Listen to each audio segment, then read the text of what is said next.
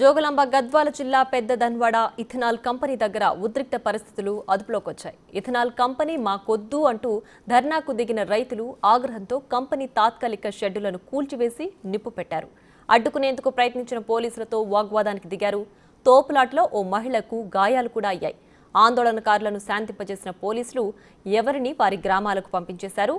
దీంతో పెద్ద ధన్వాడలో ప్రస్తుతానికి పరిస్థితి అదుపులోకి వచ్చింది.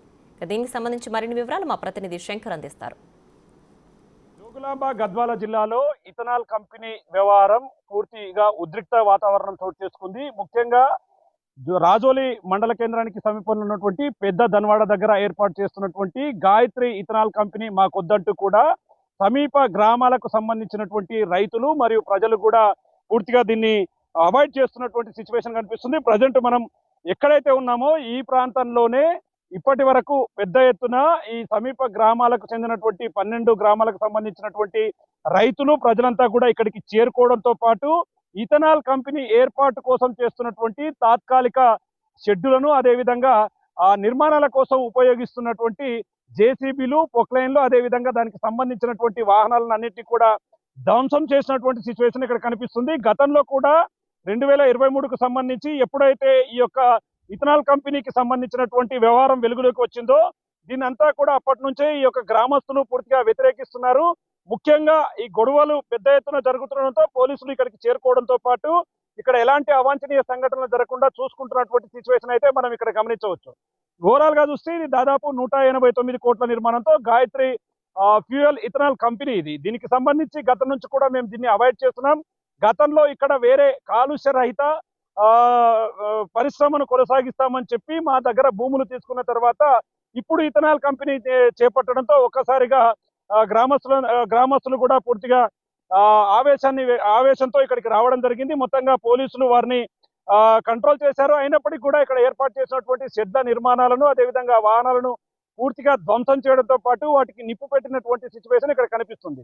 ఇక ముఖ్యంగా ఇక్కడ ఏదైతే ఇథనాల్ కంపెనీ వస్తే మాత్రం తుంగభద్ర నదీ సమీపంలో ఉంటుంది కాబట్టి ఇక్కడ మొత్తం వాటర్ అంతా కూడా కాలుష్యం అవుతుంది.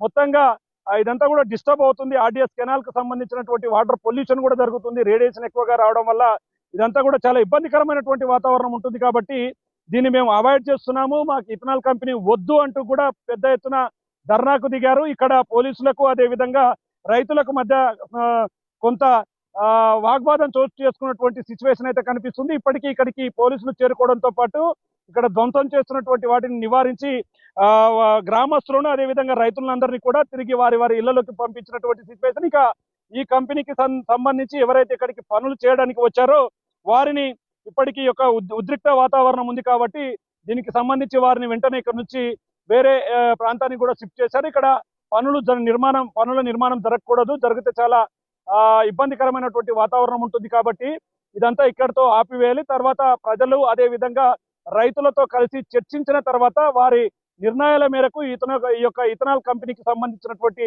ఏర్పాటు ప్రక్రియను కొనసాగించేలాగా కూడా అధికారులు ప్లాన్ చేస్తున్నటువంటి సిచ్యువేషన్ కనిపిస్తుంది. ఏదేమైనప్పటికీ ఉమ్మడి పాలమూరు జిల్లా వ్యాప్తంగా మక్తల్ నియోజకవర్గంలో కూడా సేమ్ ఇదే రిపీట్ అయింది. ఇథనాల్ కంపెనీలో ఇట్లాంటి సమస్యలు వస్తున్నాయంటూ అక్కడ కూడా రైతులు ఆందోళన చేశారు. మళ్ళీ తిరిగి జోగులాంబ గద్వాల జిల్లాలో కూడా సేమ్ సీన్ రిపీట్ కావడంతో ఒక్కసారిగా అధికారులంతా కూడా పూర్తిగా దీని మీద దృష్టి సారించి ఎలాంటి అవాంఛనీయ సంఘటన జరగకుండా ముందుకు వెళ్తున్నటువంటి సిచ్యువేషన్ జోగులాంబ గద్వాల జిల్లాలో కనిపిస్తుంది. ఇది ఇక్కడ ఓవరాల్ గా అప్డేట్. Camera person Nagesh.